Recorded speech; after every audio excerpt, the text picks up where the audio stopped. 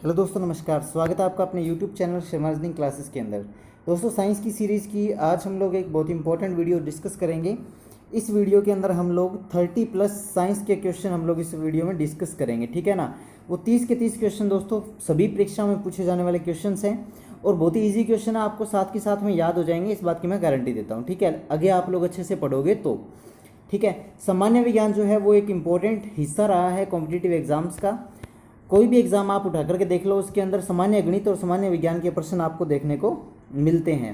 तो इसी के लिए ये सीरीज स्टार्ट की हुई है। तो आप लोग जा कर के जिन्होंने पहले वाली वीडियोस नहीं देखी है, वो साइंस की प्लेलिस्ट जो है चैनल के ऊपर, उसके अंदर आप जाकर देख सकते हो। जनरल साइंस प्लेलिस्ट उस नाम से एक प्लेलिस्ट होगी आपकी, वहाँ पर जाकर के आप लोग देख सकते हो। तो चलिए वीडियो को स्टार्ट करते हैं। बिल्कुल लास्ट तक वीडियो देखना, बिल्कुल इंपॉर्टेंट क्वेश्चन अपने इस वीडियो में डिस्कस करेंगे। सबसे पहला क्वेश्चन, खाद्य पदार्थों का पौधे में स्थानांतरण का मुख्य रूप कौन सा है। जो खाद्य पदार्थ होते हैं उनका पौधे में जो स्थानांतरण होता है, स्थानांतरण का मतलब क्या होता है, एक जगह से दूसरी जगह पर जाना, ठीक है ना। तो उनका जो मुख्य कारक जो है, मुख्य रूप जो है वो कौन सा है, वो है सुक्रोज। क्या है दोस्तों, सुक्रोज है। सुक्रोज जो है वो खाद्य पदार्थों के रूप में पौधों में स्थानांतरित होता रहता है, ठीक है। तो सी इसका क्या हो जाएगा, करेक्ट ऑप्शन हो जाएगा सुक्रोज। नेक्स्ट क्वेश्चन अपने डिस्कस करते हैं। एक स्वस्थ मनुष्य का रक्तचाप कितना होता है। रक्तचाप मतलब कि ब्लड प्रेशर, जिसे आम भाषा में आप लोग बीपी कहते हैं। तो एक स्वस्थ मनुष्य का बीपी लेवल कितना होता है।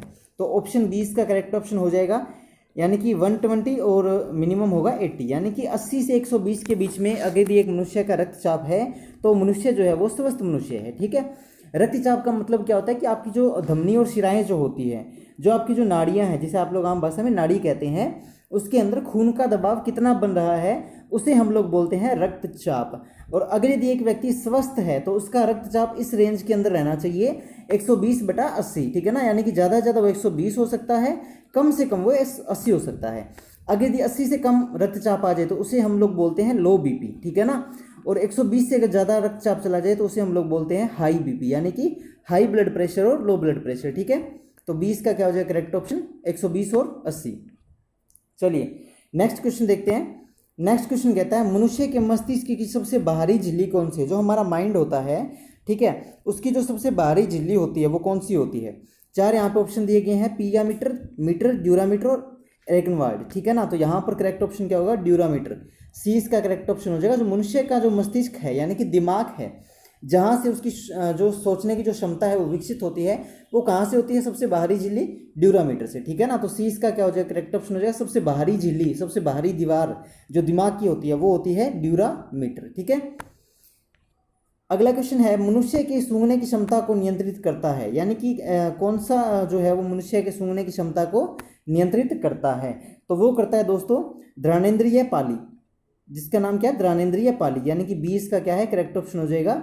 जो भी हम चीज़ सूंघते हैं, आप लोग उसे जज करते हो कि ये अच्छी खुशबू है, ठीक है ना, अच्छी चीज़ है, उसे आप लोग खुशबू में क्लासीफाई करते हो। जो आपको स्मेल खराब लगे उसे आप लोग बदबू में क्लासीफाई करते हो, ठीक है ना। तो ये जो डिसीजन लेता है वो कौन लेता है, घ्राणेंद्रिय पाली लेता है, घ्राणेंद्रिय पाली लेता है, ठीक है ना। तो 20 का क्या हो जाएगा करेक्ट ऑप्शन हो जाएगा घ्राणेंद्रिय पाली, जो कि नाक का एक अहम हिस्सा होता है, ठीक है। अगला क्वेश्चन है, मनुष्य में बुद्धि एवं चतुराई का केंद्र कौन सा है। बुद्धि और चतुराई, ठीक है ना, बुद्धि और चतुराई का केंद्र कौन सा है, सेरिब्रम है। कौन सा है, सेरिब्रम है। अब यहाँ पे ध्यान दीजिएगा, कंफ्यूज नहीं होना है, एक होता है सेरिबेलम, एक होता है सेरिब्रम, ठीक है ना। लेकिन जहां पर बात बुद्धि की आ जाए, इंटेलिजेंसी की आ जाए, चतुराई यानी कि क्लेवरनेस की आ जाए, वो उसका जो सेंटर है वो सेरिब्रम होता है। जितनी भी चालाकी वाली क्रियाएं हैं या जो भी मानसिक क्रियाएं हैं, जो कि आपका दिमाग तेजी से कार्य कर रहा है, किसी को मैथ अच्छा समझ में आ रहा है, किसी को साइंस अच्छी समझ में आ रही है, किसी को हिस्ट्री अच्छी लग रही है, किसी को ज्योग्राफी अच्छी लग रही है, वो सारी की सारी जो क्रियाएं हैं वो कहाँ से हो रही हैं, वो सेरिब्रम से हो रही है, ठीक है ना। मनुष्य का मस्तिष्क जो है वो अलग अलग भागों में बंटा हुआ होता है, मेनली 3 भागों में बंटा होता है, अगर मस्तिष्क, मध्य मस्तिष्क और पश्च मस्तिष्क, ठीक है ना। कई लोगों को ये वहम होता है कि हमारा दिमाग एक ही है, एक दिमाग नहीं होता है, उसकी क्लासिफिकेशन 3 होती है, ठीक है ना। ऊपरी ऊपर खोपड़ी, उसके अंदर जो होता है, ठीक है ना, उसके अंदर होता है दिमाग, दिमाग के होते हैं 3 पार्ट, कौन कौन से, अगर मस्तिष्क, मध्य मस्तिष्क और पश्च मस्तिष्क, ठीक है। जो आगे का जो माथे का हिस्सा होता है वो होता है अगर मस्तिष्क, जो बीच का जो सेंटर पॉइंट है वो होता है मध्य मस्तिष्क, और जो लास्ट पॉइंट जो होता है वो होता है आपका क्या होता है, पश्चिम मस्तिष्क होता है, ठीक है ना। लेकिन बुद्धि और चतुराई का जो कार्य है वो सेंटर पॉइंट करता है, जिसे हम बोलते हैं सेरिब्रम। क्या बोलते हैं, सेरिब्रम बोलते हैं। तो सी इसका क्या हो जाएगा, करेक्ट ऑप्शन हो जाएगा। नेक्स्ट क्वेश्चन देखते हैं, रक्त में ग्लूकोज की मात्रा नियंत्रित करता है कौन, जो रक्त है उसमें ग्लूकोज की मात्रा कौन नियंत्रित करता है, किसके कारण नियंत्रित रहती है, वो रहती है इंसुलिन के कारण। हमारे शरीर में जो ग्लूकोज की जो मात्रा है वो इंसुलिन के कारण नियंत्रित रहती है, ठीक है ना, इंसुलिन के कारण नियंत्रित रहती है। अच्छा, अब एक बात और बताओ, इंसुलिन की कमी से कौन सा रोग होता है, इंसुलिन की कमी से कौन सा रोग होता है, शुगर जिसे बोलते हैं, जिसे क्या बोलते हैं, शुगर, डायबिटीज जिसे बोलते हैं, क्या बोलते हैं, डायबिटीज जिसे बोलते हैं। अब देखो एक क्वेश्चन में आप दो क्वेश्चन रिलेट कर सकते हो, कैसे, इंसुलिन हार्मोन की कमी से होने वाला रोग डायबिटीज, ठीक है ना, और रक्त में ग्लूकोज की मात्रा को कंट्रोल में रखने वाला हार्मोन इंसुलिन, ठीक है। तो यहाँ से दो क्वेश्चन आप लोग याद कर लीजिए। नेक्स्ट क्वेश्चन देखते हैं क्या कहता है, ऑक्सीजन है, इसने पूछा ऑक्सीजन क्या है, ऑक्सीजन क्या है, ऑप्शन दिया वसा, कार्बोहाइड्रेट, एंजाइम और हार्मोन। तो ऑक्सीजन एक तरह से एंजाइम है, क्या है, एंजाइम है। यहाँ पर देखो गैस की कोई बात नहीं हो रही है, यहाँ पर कोई गैस की बात नहीं हो रही कि आप सोचो ये गैस है। यहाँ पर देखो वसा, कार्बोहाइड्रेट, एंजाइम और हार्मोन में से पूछा गया है, तो ओनली एंजाइम जो है वो ऑक्सीजन है, क्या है, एंजाइम ऑक्सीजन है, ठीक है। तो सी इसका क्या हो जाएगा, करेक्ट ऑप्शन हो जाएगा। नेक्स्ट क्वेश्चन, जैव प्रक्रम के अंतर्गत कौन आता है, देखो पोषण, उत्सर्जन, श्वसन। देखो जैव प्रक्रम का मतलब होता है जन्म से लेकर के मृत्यु तक एक जीव के द्वारा की जाने वाली क्रियाएं, जो अपना जीवन यापन करने के लिए एक जीव है, चाहे वो मनुष्य है, चाहे वो पेड़ पौधे हैं, चाहे वो पशु हैं या पक्षी हैं, उन सबके द्वारा कुछ ना कुछ क्रिया की जाती है अपने जीवन यापन करने के लिए। उस क्रिया को हम लोग बोलते हैं जैव प्रक्रम, क्या बोलते हैं, जैव प्रक्रम बोलते हैं, ठीक है। अब जैव प्रक्रम के अंदर देखो पोषण यानी कि खाना खाना भी आता है, ठीक है जी। उत्सर्जन, जो वेस्ट मटेरियल होता है उसको बॉडी से बाहर निकालना उत्सर्जन कहलाता है। श्वसन, सांस भी लेते हैं, तो पोषण भी है, उत्सर्जन भी है और श्वसन भी है। तो इसका करेक्ट ऑप्शन क्या हो जाएगा, डी इसका क्या हो जाएगा, करेक्ट ऑप्शन हो जाएगा, यानी कि सभी, सभी, डी इसका क्या है, करेक्ट ऑप्शन हो जाएगा, सभी होते हैं। जैव प्रक्रम में सभी होते हैं, पोषण भी होता है, उत्सर्जन भी होता है और श्वसन भी होता है, ठीक है। चलिए नेक्स्ट क्वेश्चन देख सकते हैं, गोबर छत्ता किसके अंतर्गत आता है, गोबर छत्ता आपको पता होगा, अगर नहीं पता है तो कमेंट सेक्शन में मुझे बताना, ठीक है, मैं आपको बताऊंगा। गोबर छत्ता किसके अंतर्गत आता है, ये आता है मृतजीवी, मृतजीवी। अब यहाँ पर देखो, यहाँ पर मैं आपको जीवियों के बारे में बताता हूँ। देखो परजीवी वो होते हैं जो भोजन के लिए दूसरे पर आश्रित रहते हैं, मृतजीवी होते हैं जो मरे हुए को खाते हैं, स्वपोषी होते हैं जो खुद का भोजन खुद बनाते हैं। तो गोबर छत्ता जो है वो मृतजीवी है, गोबर छत्ता क्या है, मृतजीवी है। तो सी इसका क्या हो जाएगा, करेक्ट ऑप्शन हो जाएगा। नेक्स्ट क्वेश्चन देखते हैं, नेक्स्ट क्वेश्चन है, वायुमंडल में सामान्यतः CO2 पाया जाता है, कितना परसेंट पाया जाता है, कार्बन डाइऑक्साइड आपको पता होगा कितना परसेंट पाया जाता है, वायुमंडल में सामान्यतः CO2 जो है वो 0.03% पाया जाता है, ठीक है ना। अगर हम लोग नाइट्रोजन की बात करें वो सबसे ज़्यादा पाया जाता है, ठीक है, नाइट्रोजन की बात करें सबसे ज़्यादा पाया जाता है, और CO2 जो है वो 0.03% पाया जाता है, यानी कि डी इसका क्या हो जाएगा, करेक्ट ऑप्शन हो जाएगा। चलिए नेक्स्ट क्वेश्चन देखते हैं, निम्न में से कौन सा पदार्थ लेंस के लिए प्रयुक्त नहीं किया जा सकता। देखिए ऑप्शन दिए हैं, जल, मिट्टी, प्लास्टिक, कांच। देखो जल, प्लास्टिक, कांच तीनों को लेंस के लिए आप प्रयुक्त कर सकते हो, यूज कर सकते हो, लेकिन मिट्टी को कभी भी लेंस के लिए यूज नहीं किया जाता। तो जाहिर सी बात है, सीधा सा ऑप्शन दिख रहा है मिट्टी, तो 20 का क्या हो जाएगा, करेक्ट ऑप्शन हो जाएगा मिट्टी, ठीक है। चलिए उत्तल लेंस की क्षमता क्या होती है, उत्तल लेंस की क्षमता, यहाँ पर मैं आपको बता दूं, लेंस आपने सुने होंगे, दो तरह के लेंस होते हैं, जैसे कि आपके दृष्टि दोष होते हैं, किसी को दूर का दिखाई नहीं देता है, किसी को पास का दिखाई नहीं देता है, तो वहाँ पर डॉक्टर्स जो है वो चश्मा बना करके देते हैं आपको, चश्मा लेंस की बनी होती है। अब लेंस दो तरह के होते हैं, एक होता है उत्तल लेंस, एक होता है अवतल लेंस। उत्तल लेंस वो होता है जो कुछ इस तरह से होता है, यानी कि ऊपरी किनारों से पतला होगा, बीच में से मोटा होगा, ठीक है। आप जब चश्मा पे अपने अंगूठे और उंगली फेरेंगे, घुमाएंगे, तो आपको पता लग जाएगा कि आपकी जो स्पेक्स है, जो आपकी चश्मा है, वो कौन से लेंस की बनी है, ठीक है। और जो अवतल लेंस होता है वो ऐसा होता है कि ऊपर और नीचे जो है वो किनारे उसके मोटे होते हैं, लेकिन बीच में से वो पतला होता है, ठीक है। तो ये जो सेकंड पिक आप देख रहे हो, ये है आपकी अवतल लेंस की, फर्स्ट है उत्तल लेंस की, ठीक है। उत्तल लेंस जो होता है वो लाइट को एक जगह पर केंद्रित करता है, प्रकाश को एक जगह पर केंद्रित करता है। अवतल लेंस जो होता है वो प्रकाश को ऐसे ऐसे फैला देता है, ठीक है ना, और उत्तल लेंस एक जगह से फोकस करता है, ठीक है। तो फोकस किसी भी चीज़ का कराना है तो वहां पर हम लोग यूज करते हैं उत्तल लेंस को, ठीक है। और किसी भी जगह से लाइट को बिखेरना है, प्रकाश को बिखेरना है, तो वहां पर हम लोग यूज करते हैं अवतल लेंस को। अब इसने पूछा है कि जो उत्तल लेंस है उसकी जो पावर होती है, जो क्षमता होती है, क्षमता को बोलते हैं पावर ऑफ द लेंस, क्या बोलते हैं, पावर ऑफ द लेंस, जो क्षमता होती है वो क्या होती है, तो वो होती है धनात्मक, हमेशा पॉजिटिव होती है। उसकी जो क्षमता है, पावर है, वो हमेशा पॉजिटिव होती है। और पॉजिटिव को हम लोग हिंदी में क्या कहते हैं, धनात्मक कहते हैं, ठीक है ना, धनात्मक। चलिए नेक्स्ट क्वेश्चन देखते हैं। लेंस की क्षमता का ऐसा ही मात्रक क्या होता है? सभी को पता होगा, 10th क्लास में आपने पढ़ा है। लेंस की क्षमता जो होती है उसको नापने का मात्रक होता है डायोप्टर, जिसको बड़े डी से नापा जाता है। कोई भी लेंस है, जैसे अपने कहते हैं ना कि चश्मा किसी के लगा हुआ 0.5 नंबर का है, तो 0.5 का मतलब होता है उस लेंस की क्षमता 0.5 डायोप्टर, ठीक है ना। डायोप्टर जिसे बोलते हैं DIOPTERE, ठीक है ना, डायोप्टर, ठीक है, हिंदी में डायोप्टर बोलते हैं। डी इसकी सिंबल होता है डी, और करेक्ट ऑप्शन इसका है सी। चलिए नेक्स्ट क्वेश्चन है, पानी से भरी हुई बाल्टी की गहराई कम दिखती है, इसका कारण क्या है? आपने कभी देखा होगा, जब आप पानी की बाल्टी भर लेते हो तो आपको जो बाल्टी का जो पैंदा है, जो बॉटम पार्ट है बाल्टी का, वो आपको उभरा हुआ दिखाई देता है। या आपने देखा होगा, जो आप पानी की जो डिग्गी देखते हो, डिग्गी का जो नीचे का जो पार्ट है, जो पैंदा है, फर्श है, वो ऐसा लगता है कि वो ऊपर है, ज़्यादा गहराई में नहीं है। ये किस प्रक्रिया के कारण होता है?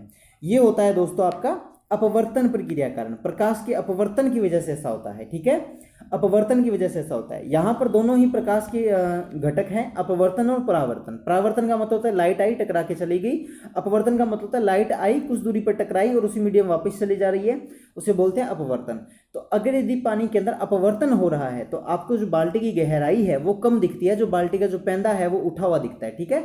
तो 20 का क्या हो जाएगा, करेक्ट ऑप्शन हो जाएगा। नेक्स्ट क्वेश्चन है, पानी में डाली हुई टेढ़ी छड़ी क्यों दिखती है? जो छड़ी है वो टेढ़ी क्यों दिखती है? इसका तो आप लोग कर भी सकते हो एक्सपेरिमेंट। घर में बाल्टी में पानी डाल लो या फिर बकेट में पानी डाल लो, जो जिसे आप लोग क्या बोलते हो, टब बोलते हो, उसमें आप पानी डाल लो, उसको फुल भर लो और उसके अंदर आप लोग क्या करो, पेंसिल डाल दो, ठीक है। जब आप उसके अंदर पेंसिल डालोगे तो आप जब देखोगे कि पेंसिल जब उसके बॉटम पार्ट में चली गई है, उसके पैंदे में जब पेंसिल चली जाती है तो आपको वो पेंसिल टेढ़ी दिखाई देती है। ये टेढ़ी होने की वजह क्या है?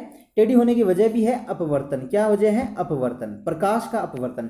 याद रखिएगा, अगर यदि आपको बाल्टी का पैंदा नीचे से उभरा हुआ दिखाई दे रहा है तो उसका मेन रीजन भी अपवर्तन है, और अगर यदि आपको पानी में डाली हुई कोई भी वस्तु टेढ़ी दिखाई दे रही है तो उसका भी मेन रीजन क्या है? अपवर्तन है, ठीक है। तो 20 का क्या हो जाएगा, करेक्ट ऑप्शन हो जाएगा। चलिए नेक्स्ट क्वेश्चन देखते हैं। दर्पण की चौड़ाई को दर्पण का क्या कहा जाता है? दर्पण आपने देखा होगा, शीशे, ठीक है, उसकी जो चौड़ाई होती है उसे अपने क्या कहते हैं? देखो, फोकस तो कहते नहीं है, फोकस होता है जहां पर आकर के लाइटें मिलती है, ठीक है। तो बचा क्या? द्वारक, द्वारक कहते हैं उसे, ठीक है। याद रखिएगा, जो दर्पण की जो चौड़ाई होती है उसे बोलते हैं दर्पण का द्वारक, दर्पण का द्वारक, ठीक है। सी इसका क्या हो जाएगा, करेक्ट ऑप्शन हो जाएगा। इसको याद रखने की ट्रिक क्या है? जैसे देखो, दर्पण की चौड़ाई, अब घर के अंदर जो है दरवाजों में सबसे ज्यादा चौड़ाई किसकी होती है? जो बाहरी गेट जो दरवाजा है उसकी सबसे ज्यादा चौड़ाई होती है, उसे हम लोग क्या बोलते हैं? बाह्य द्वार, ठीक है ना, द्वार बोलते हैं। तो दर्पण की चौड़ाई मतलब दर्पण का द्वार, तो द्वार किससे याद रखना, ठीक है। तो सी इसका क्या हो जाएगा, करेक्ट ऑप्शन हो जाएगा। नेक्स्ट क्वेश्चन है, सोलर कुकर में प्रयोग किए जाते हैं, कौन से दर्पण प्रयोग किए जाते हैं सोलर कुकर में? आपने सुना होगा, जो सोलर कुकर जो होते हैं, जो सनलाइट लेकर के, सूर्य से जो किरणें आती है उसको लेकर के खाना बनाते हैं। इसमें चावल वगैरह जैसे जो पदार्थ है वो हम पका सकते हैं, ठीक है ना। तो उसके अंदर कौन से दर्पण यूज किए जाते हैं? देखो, अब हमें खाना पकाना है तो हमें हर एक कण तक लाइट पहुंचानी पड़ेगी, हीट पहुंचानी पड़ेगी। तो उत्तल दर्पण तो काम आएगा नहीं, है ना, क्योंकि वो तो लाइट को एक जगह रखता है। तो लाइट को बिखेरने वाला दर्पण कौन सा है? अभी मैंने आपको बताया था, अवतल दर्पण, ऐसा जो होता है अवतल दर्पण, ठीक है ना, जो लाइट को आगे आगे बिखेर देता है, ठीक है ना, आगे स्वेलिंग कर देता है, बिखेर देता है, आगे पार्ट्स में ब्रेक डाउन कर देता है। तो सोलर कुकर में हम लोग अवतल दर्पण का उपयोग करते हैं ताकि जो लाइट है वो बिखर जाए, ठीक है ना, और जो लाइट है वो फूड के जितने भी पार्टिकल्स हैं, भोजन के जितने भी जो कण हैं, उन कणों तक जो लाइट है वो पहुंच पाए, ठीक है, जो ऊष्मा है वो पहुंच पाए। तो सोलर कुकर में हमेशा याद रखना कौन से दर्पण यूज किए जाते हैं? अवतल दर्पण यूज किए जाते हैं। तो ए इसका क्या है, करेक्ट ऑप्शन हो जाएगा। नेक्स्ट क्वेश्चन हमने देखते हैं। नेक्स्ट क्वेश्चन है, रोगियों के नाक, कान, गले आदि की जांच के लिए डॉक्टर कौन सा दर्पण प्रयोग करते हैं? अवतल दर्पण प्रयोग करते हैं। कौन सा करते हैं? अवतल दर्पण प्रयोग करते हैं। अवतल दर्पण देखो, लाइट को फैला रहा है तो जाहिर सी बात है वो इमेज को भी फैलाएगा, जो भी आप उसमें देख रहे हो वो आपको बड़ा दिखाई देगा, ठीक है ना। कई दर्पण होते हैं, आपने देखा होगा, जब आप अपने फेस को देखते हो तो आपका फेस उसके अंदर बड़ा दिखाई देता है, तो समझ जाना कि वो दर्पण कौन सा है, वो अवतल दर्पण है। लेकिन मान लो कोई भी किसी दर्पण के अंदर फेस बिल्कुल छोटा दिखाई दे रहा है तो वो समझ जाना कि आपका कौन सा है, उत्तल दर्पण है। ये सब लाइट का फिनोमिना है। लाइट फैलेगी तो आपकी जो इमेज है, जो छवि है, जो परछाई है, जो प्रतिबिंब है वो बनेगा, तो वो चौड़ा बनेगा, ठीक है। तो रोगियों के नाक, कान, गले की जांच के लिए अब डॉक्टर को क्या है, डॉक्टर को हर एक पार्ट उसको अच्छे से देखना पड़ता है। तो इसके लिए वो कौन सा दर्पण यूज करते हैं, कौन सा मिरर यूज करते हैं? अवतल दर्पण यूज करते हैं। इंग्लिश मीडियम वाले इसे कनकेव मिरर कहते हैं। क्या कहते हैं इसे? कनकेव मिरर कहते हैं, CONCAVE। और उत्तल दर्पण को बोलते हैं कन्वेक्स मिरर, और समतल दर्पण को बोलते हैं प्लेन मिरर। ठीक है ना? तो याद रखिएगा, जब भी कोई डॉक्टर इस्तेमाल कर रहा है तो वो कौन सा दर्पण कर रहा है? अवतल दर्पण कर रहा है। ठीक है, तो सी इसका क्या हो जाएगा? करेक्ट ऑप्शन हो जाएगा। चलिए नेक्स्ट क्वेश्चन देखते हैं। हीरे का अपवर्तनांक कितना है? अगला क्वेश्चन है, हीरे का अपवर्तनांक कितना है? 2.42। ठीक है ना, सीधा सा इसमें तो आंकड़ा याद रखना है, कोई बड़ा लंबा छोड़ा खेल भी नहीं है। 2.42 जो हीरे का अपवर्तनांक है। आप लोगों ने आई थिंक पढ़ रखा है, 8वीं क्लास से आप पढ़ते आ रहे हो, गलनांक, क्वथनांक और अपवर्तनांक। ठीक है ना, तो समझाने की आवश्यकता नहीं होगी। फिर भी कोई डाउट है तो कमेंट सेक्शन में पूछ लेना। चलिए अगला क्वेश्चन देखते हैं। मोटर गाड़ी के चालक के सामने लगा रहता है, कौन सा दर्पण लगा रहता है? मोटर गाड़ी का जो चालक होता है उसके सामने कौन सा दर्पण लगा रहता है? उसके सामने लगा रहता है उत्तल दर्पण। कौन सा लगा रहता है दोस्तों? उत्तल दर्पण लगा रहता है। देखो, मोटर गाड़ी का जो चालक होता है वो जब भी किसी चीज को देखता है तो उसे जो इमेज है वो एक साइज की, पर्टिकुलर साइज की दिखाने के लिए जो कंपनीज होती हैं वो क्या करती हैं? मोटर गाड़ियों में जो फ्रंट मिरर जो है वो उत्तल दर्पण लगाती हैं, ताकि जो पूरा पूरा साइज दिखे। अब मान लो कोई ट्रक आ रहा है, अब ट्रक भाई साहब अगर आपने अवतल दर्पण लगा दिया तो ट्रक उसको बहुत बड़ा दिखेगा, बहुत ज्यादा बड़ा दिखेगा। ठीक है ना, लेकिन उत्तल दर्पण है तो वही साइज दिखेगा, अप्रोक्सीमेटली वही साइज दिखेगा जो उसका है। ठीक है, तो इसलिए हमेशा मोटर गाड़ी के चालक के सामने जो शीशा लगा रहता है वो उत्तल दर्पण होता है। ठीक है, तो सी इसका क्या हो जाएगा? करेक्ट ऑप्शन हो जाएगा। अगला क्वेश्चन बहुत ही इजी सा क्वेश्चन है, 10th क्लास का क्वेश्चन है, फटाफट बता दो। दही में किस प्रकार का अम्ल पाया जाता है? कोई सोचने वाली बात ही नहीं है, लैक्टिक अम्ल पाया जाता है। ए इसका क्या हो जाएगा? करेक्ट ऑप्शन हो जाएगा। ठीक है, बहुत इजी क्वेश्चन है, लैक्टिक अम्ल पाया जाता है दही के अंदर। अगला क्वेश्चन है, किसी अम्ल में मुख्य रूप से एक परमाणु अवश्य मौजूद रहता है। अच्छा, अम्ल और क्षार जो मैंने पिछली क्लास ली थी उसमें मैंने आपको अच्छे से बताया था अम्ल और क्षार के बारे में। एक बार थोड़ा सा क्विक वाइंड अप करा देता हूं। अम्ल वो होते हैं जो स्वाद में खट्टे होते हैं, जिसका पीएच मान 7 से कम होता है। क्षार वो होते हैं जो स्वाद में कड़वे होते हैं, जिसका पीएच मान 7 से ज्यादा होता है। ठीक है, तो अब ये कह रहा है किसी अम्ल में मुख्य रूप से एक परमाणु अवश्य मौजूद रहता है जो धातु से अभिक्रिया करके एक गैस उत्पन्न करता है। वो कौन सी गैस है? वो कौन सा परमाणु है? ठीक है ना, जो धातु से अभिक्रिया करके एक गैस उत्पन्न करता है, वो है हाइड्रोजन। क्या है?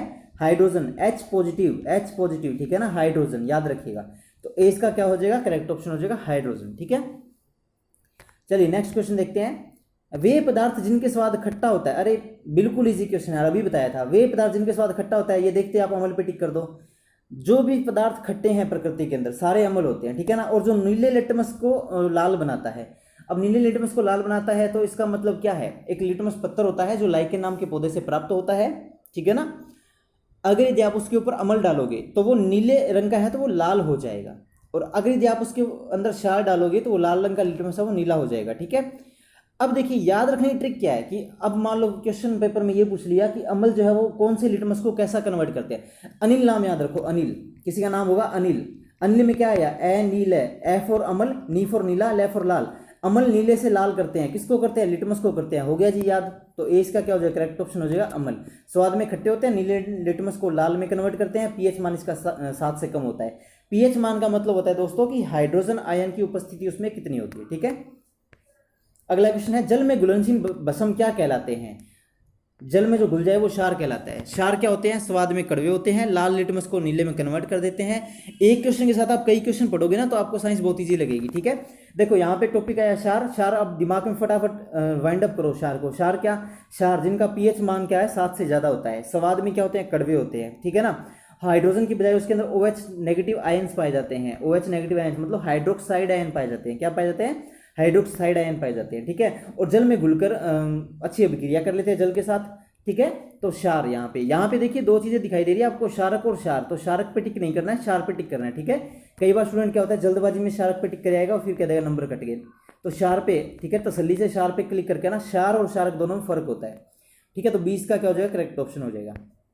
नेक्स्ट क्वेश्चन है, लिटमस रंजक बैंगनी रंग का होता है जो निकाला जाता है। अभी भी बताया था, लाइकेन नाम के पौधे से निकाला जाता है। ठीक है ना, लिटमस किस लिए यूज होता है? अम्ल और क्षार की प्रकृति को नापने के लिए।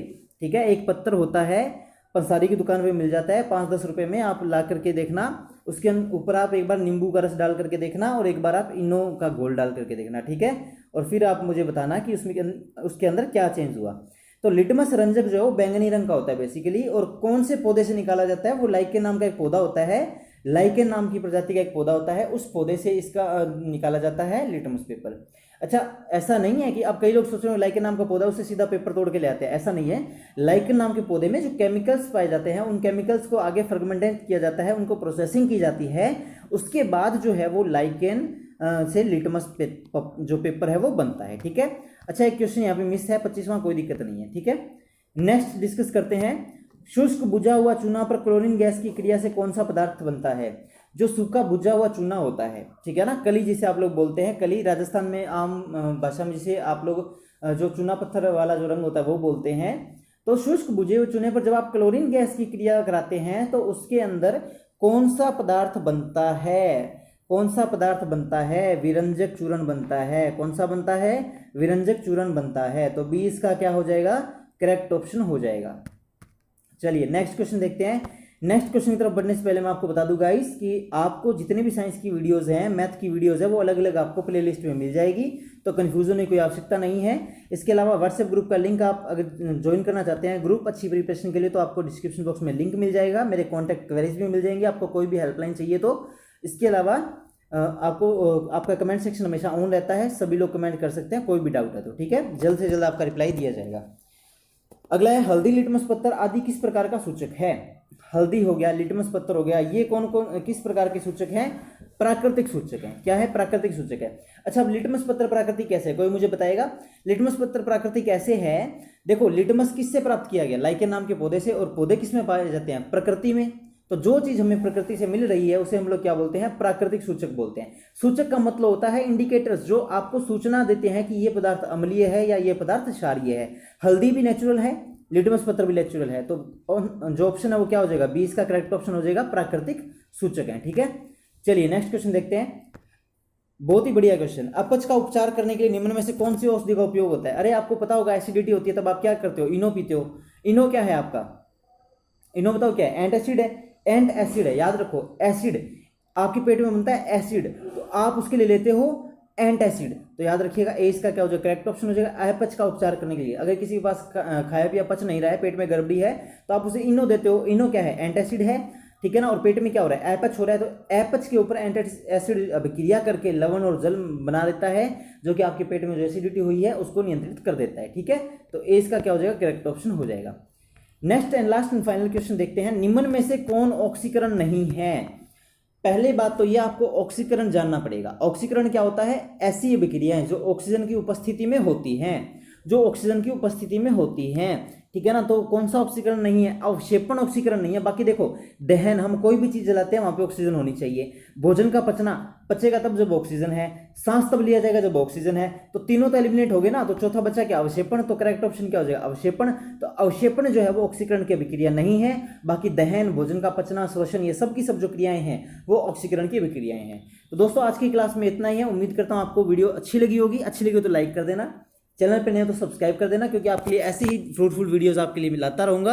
और गवर्नमेंट एग्जाम्स की अगर आप तैयारी कर रहे हैं तो चैनल को सब्सक्राइब करके बेल आइकन को दबा दो, ताकि हमारे सबसे पहले अपडेट्स आप तक पहुंच सके। वीडियो को ज़्यादा शेयर कर देना दोस्तों, और कोई भी कमेंट में आपका क्वेरी है तो आप लोग कमेंट हमें कर सकते हैं। मिलते हैं नेक्स्ट वीडियो में, तब तक के लिए बाय बाय, टेक केयर, जय हिंद, जय भारत।